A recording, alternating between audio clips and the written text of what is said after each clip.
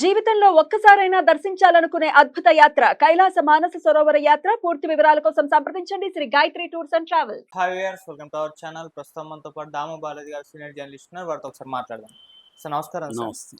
Sir, సినీ కార్మికులు గత కొన్ని రోజుల నుంచి కూడా తమ వేతనాలు 30% పెంచాలని చెప్పేసి ఆందోళన చేయడం, సమ్మె చేయడం మనం చూస్తున్నాం. అయితే ప్రొడ్యూసర్స్ కూడా చాలా మీటింగ్స్, చర్చలు ఇవన్నీ కూడా జరిపారు.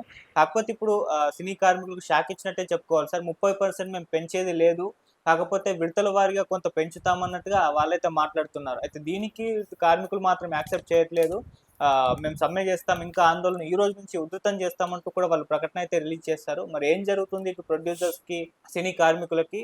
అండ్ మరోవైపు చిరంజీవి గారు కూడా ఆగ్రహం వ్యక్తం చేస్తారు. అంటే నా పేరుని వాడుకుంటున్నారు సినీ కార్మికులు, ప్రకటనలు విడుదల చేస్తుంటారు వాళ్ళే, నేను చెప్పంది కూడా అని చెప్పేసి ఆయన కూడా ఆగ్రహం వ్యక్తం చేశారు. మరి ప్రజెంట్ కండిషన్ ఏ విధంగా ఉంది? మరి పెంచే యోచనలో ఉన్నారా లేదా? దీనికి సంబంధించి మీరేం చెప్తారు సార్? ఇది కొంత ప్రతిష్టంభన ఏర్పడినట్టుగా అర్థమవుతుంది. అంటే ఇద్దరి మధ్య ఒక ఒప్పందం అయితే కుదరలేదు. నిన్న చర్చలు ఫెయిల్ అయినాయి. ఇటు తెలుగు ఫిల్మ్ ఛాంబర్ ఆఫ్ కామర్స్లో నిన్న ప్రొడ్యూసర్లు అందరూ కూడా సమావేశమైనారు. యాక్టివ్ ప్రొడ్యూసర్లు, యాక్టివ్గా ఇప్పుడు సినిమాలు ఎవరెవరు తీస్తున్నారు వాళ్ళు మాత్రమే సమావేశమయ్యారు. ముఖ్యంగా దీని ఛాంబర్ సెక్రటరీ దామోదర్ ప్రసాద్ ఆధ్వర్యంలో టీజీ విశ్వప్రసాద్ పీపుల్స్ మీడియా కావచ్చు, నాగవంశీ కావచ్చు, మైత్రి వాళ్ళు కావచ్చు, సుధాకర్ చెరుకూరి, రాధామోహన్, గారపాటి, ఎస్కేఎన్, బాపినీడు, చెర్రీ ఇలాంటి వాళ్ళందరూ సమావేశమై చర్చించారు. సో దీంట్లో బ్రాడ్గా 2 రకాల నిర్ణయాలు తీసుకున్నారు. ఒకటి, చిన్న నిర్మాతలు ఏమాత్రం పెంచరు, చిన్న నిర్మాతలకి పాత రేట్లే వర్తిస్తాయి. చిన్న నిర్మాతలు, లో బడ్జెట్ సినిమాలకి ఇది వీళ్ళ డిమాండ్స్ అనేది అసలు యాక్సెప్ట్ చేసే ప్రసక్తే లేదు. ఎందుకంటే ఆల్రెడీ చిన్న నిర్మాతలు సినిమాలు తీయలేని పరిస్థితిలో ఉన్నారు. కేరళలో, మలయాళంలో 1 crore తీసే సినిమా ఇక్కడ 15 crores అవుతుంది. దీనికి కార్మికులు కూడా కారణమే. నటీనటుల రెమ్యునరేషన్లు కానీ ఎక్కువే ఉన్నాయి, టెక్నీషియన్లు ఇవన్నీ కూడా ఎక్కువే ఉన్నాయి. తర్వాత యూనియన్ రూల్స్ కూడా దారుణంగా చిన్న నిర్మాతలు దెబ్బతీస్తున్నారు అనేది వీళ్ళ ఆర్గ్యుమెంట్. నేను కూడా నా అనుభవాలతో సహా చెప్పాను. సో ఇది వాళ్ళ ఆర్గ్యుమెంట్. కాబట్టి చిన్న నిర్మాతలు 30 కాదు కదా, 1% కూడా పెంచడానికి ఇష్టం లేదు. యాక్చువల్గా పాత రేట్లు ఇవ్వడానికి కూడా వాళ్ళకి కష్టంగా ఉంది. ఎందుకంటే మినిమం వేజెస్ అనేది ఇస్తారు, ఎవరైనా ఇవ్వాలి. కానీ మినిమం వేజెస్కి డబుల్, త్రిబుల్గా ఉన్నాయి వీళ్ళవి. కాబట్టి అది జరగదు అనేది వాళ్ళు చెప్పారు. ఇప్పుడు వీళ్ళ ఆర్గ్యుమెంట్ ఏంటి? మాకు రోజంతా పనులు ఉండవు కదా అని చెప్తున్నారు. ఇప్పుడు రోజంతా పనులు ఉండకపోయినా ఉన్న మినిమం వేజెస్సే కదా మిగతా. ఇప్పుడు ఒక భవన కూలీ ఉంటాడు, బిల్డింగు, నాకు నెలలో 10 రోజుల పని ఉంటుంది కాబట్టి నెల సరిపడేది జీతం నువ్వు ఇవ్వమని 10 రోజులకి అడగరు కదా. కార్మిక చట్టం వల్ల అలాంటివి ఎక్కడా లేవు. కార్మిక చట్టాలు ఏంటంటే ఒక మనిషి ఈ పని చేస్తే ఇంత జీతం ఇవ్వాలి అనేది మినిమం వేజెస్ యాక్ట్ అనేది ఉంది.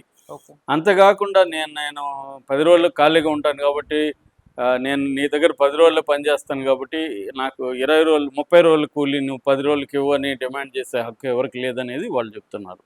సో ఇదొక పాయింట్. రెండో పాయింట్, కొంత పెంచడానికి ఒప్పుకున్నారు వాళ్ళు. ఆ కొంత పెంచడానికి కూడా కండిషన్లు 2 పెట్టారు. ఒకటి, రోజుకి 2000 డైలీ వేజెస్ ఉన్న వాళ్ళకి ఫస్ట్ సంవత్సరం 15% పెంచుతాం, సెకండ్ సంవత్సరం 5%, థర్డ్ సంవత్సరం 5%. అంటే 3 ఏళ్ళకి అగ్రిమెంట్ ఇది.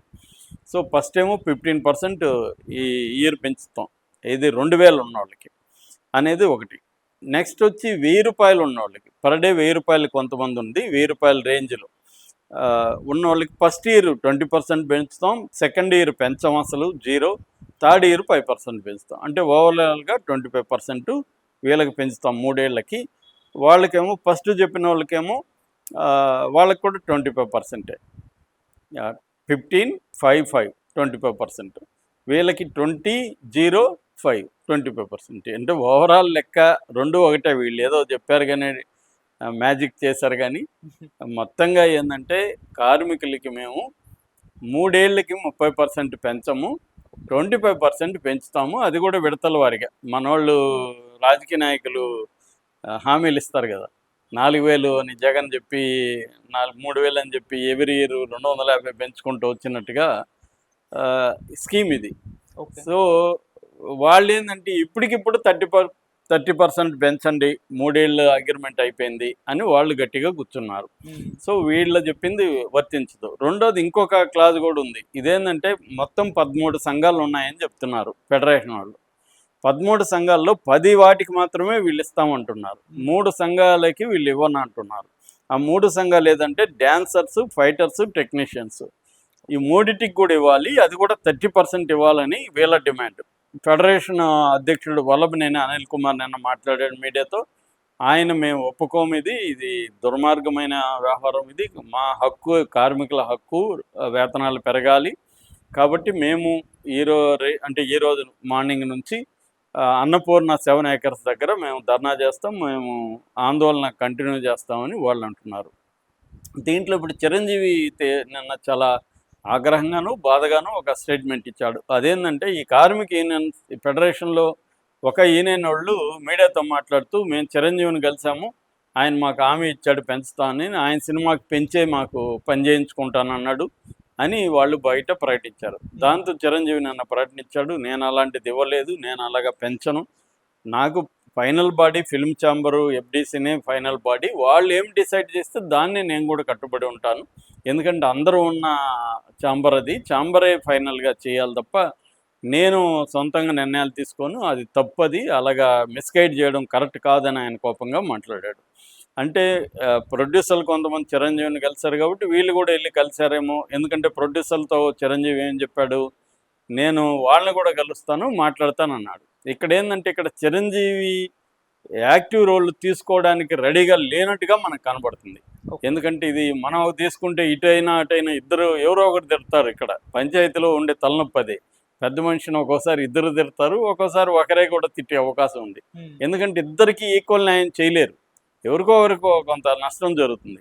అలాంటప్పుడు ఇంకొకరు తిడతారు. ఎందుకంటే ఇక్కడ ఏంటంటే చిన్న నిర్మాతలు చాలా సఫర్ అవుతున్నారు, కార్మికుల్లో కొంతమంది కూడా బాగా సఫర్ అవుతున్నారు. ఈ యూనియన్స్ ఇద్దరిని ఇబ్బంది పెడుతున్నాయి, కార్మికులను ఇబ్బంది పెడుతున్నాయి, ఇటు వీళ్ళని ఇబ్బంది పెడుతున్నాయి. ఎందుకంటే విశ్వప్రసాద్ అదే పనిగా ప్రతి టీవీ ఛానల్కి వెళ్ళి చెప్తున్నాడు, ఒక్కొక్క యూనియన్ వాళ్ళు లక్షలు ఫీజు తీసుకొని ఎంట్రీ లెవెల్లో క్వాలిటీని ఆపేస్తున్నారు. క్వాలిటీ పర్సన్ కాకుండా 10 లక్షలు 5 లక్షలు కట్టేవాడు మాత్రమే దాంట్లోకి వస్తాడు. సో వాడి దగ్గర మేము పని చేయించుకోవాలి. ఇంకో డ్రైవర్ ఉన్నాడు, డ్రైవర్స్ యూనియన్ ఎందుకో నాకు అర్థం కావట్లేదు. ఇప్పుడు నా దగ్గర డ్రైవర్ ఉంటారు, మా కార్లు 2 ఉంటాయి, మా ఇంట్లో మా ఆఫీస్లో ఒక కారు ఉంది. ఆ 3 డ్రైవర్లు నేను పెట్టుకుంటే వీళ్ళు ఒప్పుకోరు, మా డ్రైవర్లను పెట్టుకోమంటారు. వాళ్ళకి ఎక్కువ జీతం ఇవ్వాలి, ప్లస్ వాడు వచ్చి మార్నింగ్ వస్తాడు లొకేషన్కి, ఈవినింగ్ వరకు వాడికి ఏం పని ఉండదు, ప్యాకెట్ ఆడుతుంటాడు వెళ్ళి కొంతమందితో కలిసి. అదే మా డ్రైవర్ ఉంటే మేము వాళ్ళని వేరే పనులకు ఉపయోగిస్తాం, మధ్యలో ఎక్కడికి పోయి రమ్మంటాము, ఇవన్నీ ఉంటాయి. వీళ్ళు ఏమీ చేయరు, పైగా వీళ్ళకి పెద్ద క్వాలిటీ ఉండదు.